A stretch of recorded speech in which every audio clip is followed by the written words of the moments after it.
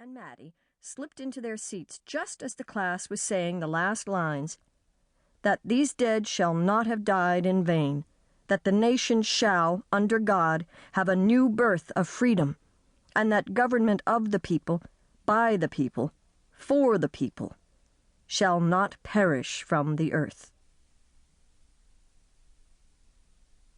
Chapter 2. The Dresses Game. After Peggy and Maddie stopped feeling like intruders in a class that had already begun, they looked across the room and noticed that Wanda was not in her seat. Furthermore, her desk was dusty and looked as though she hadn't been there yesterday either. Come to think of it, they hadn't seen her yesterday. They had waited for her a little while, but had forgotten about her when they reached school. They often waited for Wanda Petronski, to have fun with her. Wanda lived way up on Boggins Heights, and Boggins Heights was no place to live. It was a good place to go and pick wildflowers in the summer, but you always held your breath till you got safely past Old Man Svensson's yellow house. People in the town said Old Man Svensson was no good. He didn't work, and worse still, his house and yard were disgracefully dirty, with rusty tin cans strewn about and even an old straw hat. He lived alone with his dog and his cat. No wonder, said the people of the town. Who would live with him? And many stories circulated about him, and the stories were the kind that made people scurry past his house, even in broad daylight, and hope not to meet him. Beyond Svensson's there were a few small, scattered frame houses, and in one of these, Wanda Petronski lived with her father and her brother Jake. Wanda Petronski. Most of the children in room 13 didn't have names like that. They had names easy to say, like Thomas, Smith, or Allen.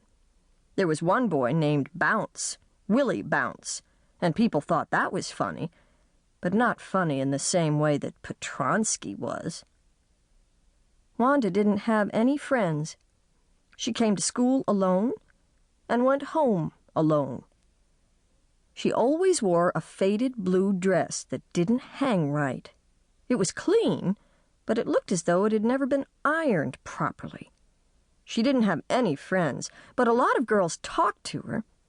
They waited for her under the maple trees on the corner of Oliver Street, or they surrounded her in the schoolyard as she stood watching some little girls play hopscotch on the worn, hard ground. "Wanda," Peggy would say in a most courteous manner, as though she were talking to Miss Mason or to the principal, perhaps.